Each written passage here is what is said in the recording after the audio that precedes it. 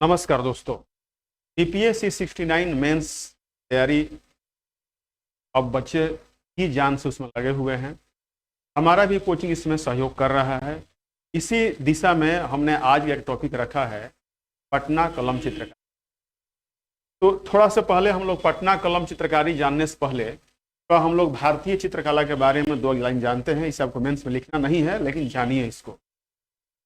भारतीय चित्रकला की उत्पत्ति प्राचीन काल से ही, जब हमारे पूर्वज अपने जीवन और रीति रिवाजों का चित्रण दीवारों पर किया करते थे। देखिए, कोई भी व्यक्ति हो, छोटा बच्चा हो, जब जन्म लेता है तो अपने हाथ की उंगलियों से जमीन पर लकीरें खींचता है। हमारी जब मानव सभ्य हुई, सभ्यता का प्रचलन हुआ और मनुष्य कुछ लिखना चाहा तो पहले उन्होंने चित्रकला के माध्यम से, जैसे जितने भी सभ्यताएं हैं, हड़प्पन सभ्यता, प्री हड़प्पन सभ्यता, तो जो लिपियां हैं वो लगभग चित्रों के रूप में। तो चित्रकला हमारे पूर्वज मनुष्य, जो हमारे पूर्वज मनुष्य रहे हैं, तो उनकी ये प्रारंभिक लगभग जीवन शैली थी और धीरे धीरे चित्रकला का विस्तार होता चला गया और मुगल काल में भारत में चित्रकला अपने चरम पर पहुंच गया था। तो आइए इसके बारे में हम और जानते हैं। साहित्यिक अभिलेखों से पता चलता है कि प्रारंभिक काल से ही चित्रकारी विद्वान और धार्मिक दोनों को ही कलात्मक अभिव्यक्ति का एक महत्वपूर्ण रूप प्रदान करता था। ध्यान रखिएगा, विद्वान व्यक्ति और साहित्यिक कलात्मक व्यक्ति दोनों। साहित्यिक अभिलेखों से पता चलता है कि प्रारंभिक काल से ही चित्रकारी विद्वान और धार्मिक, मैंने आज भी जान सकते वैज्ञानिक हो गया विद्वान, और धार्मिक बड़े बड़े धर्म के लोग, ये दोनों ही अपनी बातों को चित्रकला के माध्यम से प्रस्तुत करते थे। आगे चल के यह एक पेशा बन गया और बड़े बड़े दुनिया में चित्रकार पैदा हुए। लेकिन इसी टर्म में हम लोग देखते हैं कि पटना कलम चित्रकारी का विकास कैसे हुआ। अब इसके बारे में हम लोग डिटेल जानेंगे। पटना कलम चित्रकारी है क्या, ये नेक्स्ट पेज से हम लोग जानते हैं। देखिए, पटना कलम शैली की जो उत्पत्ति है, इसके बारे में हम लोग डिटेल जानते हैं। पटना कलम शैली की उत्पत्ति ब्रिटिश शैली के संयोग से, ध्यान दीजिएगा, पटना कलम की उत्पत्ति ब्रिटिश शैली के संयोग से अंग्रेजों के संरक्षण में हुआ था। मुगल साम्राज्य के पतन के दौरान शाही दरबार में कलाकारों को प्रश्रय नहीं मिलने के कारण इनका पलायन अन्य क्षेत्रों में होने लगा था। इसी क्रम में 1760 के लगभग पलायित चित्रकार जो पलायन कर गए थे, तत्कालीन राजधानी पाटलिपुत्र वापस आ गए। समझिए, यहाँ पे अंग्रेजों के संरक्षण में ये मुगल दरबारों में इसका विकास किया गया था। मतलब कि जो मुगल दरबार के चित्रकार थे, तो मुगल का जब पतन हुआ तो उनके जो चित्रकार थे उनका वहां से पलायन हो गया। उस समय कोई पटना कलम चित्रकारी नहीं थी, तो मुगल पेंटिंग शैली थी। लेकिन मुगल दरबार के जब चित्रकार वहां से पलायन होकर कहीं और चले गए और हम से पटना में चले आए, और पटना में जब उन्होंने चित्रकला प्रस्तुत किया, उसे क्या कहते हैं, पटना कलम चित्रकारी। ये कोई नए चित्रकार नहीं थे, ये चित्रकार वही थे जो मुगलों के दरबार में, मुगलों के काल में इनकी उत्पत्ति हुई थी और पेंटिंग किया करते थे, जिन्हें संरक्षण मिला हुआ था। ध्यान दीजिए, मुगल साम्राज्य के पतन के दौरान शाही दरबार में कलाकारों का प्रश्रय नहीं मिलने के कारण इनका पलायन अन्य क्षेत्रों में होने लगा था। जब मुगल दरबार का विनाश होने लगा और वहां के चित्रकारों को अब संरक्षण नहीं मिल रहा था, तो पलायन कर गए। और इसी क्रम में 1760 के लगभग पलायित, माना जो पलायन कर गए चित्रकार, तत्कालीन राजधानी पाटलिपुत्र वापस आ गए। इन पलायित चित्रकारों ने राजधानी क्षेत्र में, माने पटना में और इसके आसपास में क्षेत्रों में बसकर स्थानीय अभिजात वर्ग के संरक्षण में चित्रकला के क्षेत्रीय रूप को विकसित किया। यह चित्रकला शैली ही पटना कलम या पटना शैली कही। एक लाइन में आप दोबारा समझिए कि ब्रिटिश शैली के संयोग से पटना कलम चित्रकारी का विकास हुआ था। जब मुगलों का पतन होने लगा तो चित्रकारों को कोई प्रश्रय नहीं मिला, वह वहां से पलायन करके पाटलिपुत्र में आए और पाटलिपुत्र के अगल बगल के क्षेत्रों में बस गए। और इन चित्रकारों को अभिजात वर्ग, जो कुलीन और श्रेष्ठ लोग थे, अधिक पैसे वाले लोग थे, वो इनको प्रश्रय दिए। और वहां से जब इन्होंने पुनः चित्रकारी शुरू की कुछ सुधारों के साथ, तो उसे ही पटना कलम या पटना शैली अब पटना शैली की कुछ विशेषताएं हैं जो मैं आपको बाद में बताऊंगा, लेकिन पहले कुछ इसका फिगर देखिए। देखिए पटना कलम शैली में या पटना चित्रकारी में जीवन के जो प्रतिदिन की हमारी दिनचर्या है, जैसे देखिए एक ये सब्जी काटने वाला हंसिया है और एक महिला बैठ के इसे सब्जी काट रही, तो इसमें वही चीज दिखाया जाता है। देखिए कैसे कुछ ये अन्न साफ कर रही हैं। तो पटना कलम शैली में जो हमारी दिनचर्या से जुड़े हुए जो हमारे कार्य हैं, उन्हीं को हम लोग चित्रकला में क्या करते हैं, पिरोते रहते हैं। नेक्स्ट देखिए, एक नाई सामने बैठा हुआ है और एक व्यक्ति का बाल काट रहा है। ये दैनिक जीवन की चीजें हैं, हमारे दैनिक जीवन में डेली दाल बाढ़ी मूछ लोग बनाते रहते हैं। ये पटना कलम शैली ही है। देखिए ये क्या है, दरबार, ये किसी अभिजात वर्ग या किसी दरबार का फोटो लग रहा है, मतलब कि सॉरी अमीर वर्ग का, राजघराने का। और यहाँ पे रानियां राजकुमारियां बैठी हुई हैं और इनकी जो एक सेविका है वो इनके लिए हुक्का का प्रबंध कर रही हैं। तो हुक्का किसी खास ओकेजन से लेकर के डेली पिया जाने वाला चीज होता है, तो ये दिखाया गया है।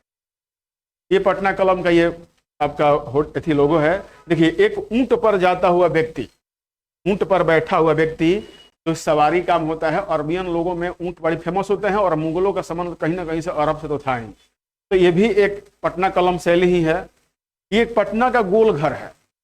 तो पटना का गोल घर तो अंग्रेजों द्वारा बनाया गया था, लेकिन इसकी पेंटिंग पटना कलम के अधीन ही की गई है।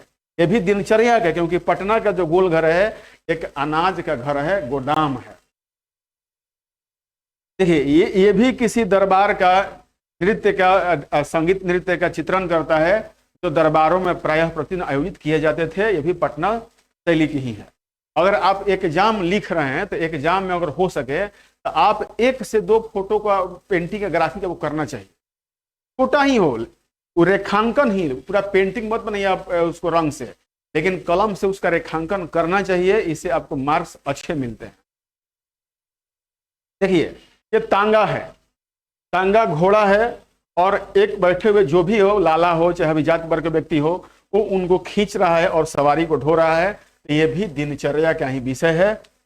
नेक्स्ट की फोटो दिखाया गया है। देखिए पालकी को जो ढोने वाले लोग कहार होते हैं, तो पालकी में कोई कन्या स्त्री बैठी हुई है और इसे लोग कहार बोलते हैं, ढोने वालों को, आरा जिला के भाषा में। तो ये ढोया जा रहा है और आगे सैनिक चल रहा है। तो ये सारे पटना कलम चित्रकला या पटना शैली की विशेषताएं हैं जो इसमें दिखाया जाता है। इंग्लिश में से पटना स्कूल ऑफ पेंटिंग भी कहा जाता है। देखिए अब पटना चित्रकला की चाहे पटना कलम शैली की 7 महत्वपूर्ण विशेषताओं को मैं आपको बता रहा हूं। ये 7 महत्वपूर्ण विशेषताएं आप जानिए। देखिए पहला क्या है, इस चित्र शैली में व्यक्ति चित्रों की प्रधानता होती है। व्यक्ति चित्रों की मतलब कि जो दिनचर्या से जुड़े हुए व्यक्ति होते हैं, उनके काम होते हैं, तो व्यक्ति चित्रों की प्रधानता होती है। तथा इस शैली में उकेरे गए चित्र आम जीवन की त्रासदियों को दर्शाया जाता है, माने आम जीवन के बारे में जानकारी दी जाती है। दूसरा, अधिकांश चित्रकारी लघु श्रेणी की होती है और अधिकतर कागज पर बनाई जाती है। बाद में इस तरह की चित्रकारी हाथी के दांत पर भी किए जाने लगा है। सोचिए, लेकिन हालांकि अब हाथी दांत बैन है तो कागज पर याद की जाती है। दैनिक जीवन पर चित्रकारी इस शैली के बहुतायत में है। जो हमारी दैनिक दिनचर्या है उस पर जो चित्रकारी की जाती है वो सबसे अधिक इसमें मिला।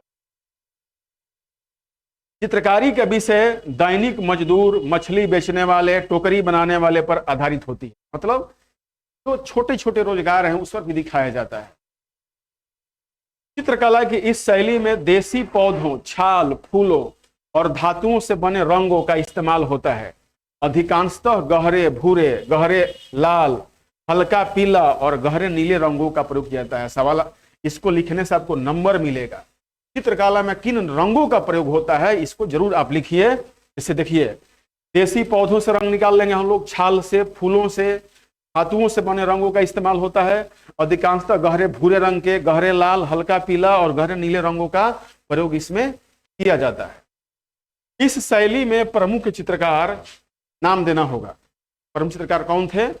इस शैली के प्रमुख चित्रकार सेवक राम, लास लाल, जयराम, शिवदयाल लाल आदि हैं। क्योंकि इस शैली के अधिकांश चित्रकार पुरुष हैं, इसलिए इसे पुरुषों की चित्रशैली भी कहा जाता है। ध्यान रखिएगा कि पटना कलम चित्रकारी को पुरुषों की चित्र शैली भी कहा जाता है। ये पीटी का भी क्वेश्चन बनता है, क्यों कहा जाता है। तत्वा, इस शैली में चित्र की आकृति को रेखांकित करने के लिए पेंसिल का उपयोग किए बिना ब्रश से सीधे चित्रकारी किया जाता है। इस तकनीक को आमतौर पर कजली सिहाई के नाम से भी जाना जाता है। मतलब कि पहले कोई चित्रकार क्या करता है, वो एक पेंसिल का उपयोग करके उसका रफ बनाता है और उसके बाद उसमें पेंट करता है। इसमें डायरेक्ट बिना ब्रश से सीधे चित्रकारी किया जाता है। इस तकनीक को आमतौर पर कजली सिहाई के नाम से भी जाना जाता है। तो सवाल पीटी का बन सकता है कि पटना कलम चित्रकारी में कौन सी मतलब कि तकनीक को उपयोग किया जाता है, तो इसे कजली सिहाई के नाम से भी जाना जाता है। तो इस प्रकार जो पटना कलम चित्रकारी है इसके बारे में आप जानकारी हासिल किए। मेंस में इसे ये 7 जो बातें हैं इसे आप और डिटेल लिख सकते हैं। पटना चित्रकला और पटना स्कूल ऑफ पेंटिंग जो है ये बीपीएससी में या इससे संबंधित दूसरे परीक्षाओं में हमेशा रहता है, एक के बाद एक ये क्वेश्चन आते ही रहते हैं। अभी के लिए धन्यवाद। नेक्स्ट आपको हम एक और मधुबनी पेंटिंग और दूसरी पेंटिंग जो है इसके बारे में नेक्स्ट क्लास में बताएंगे।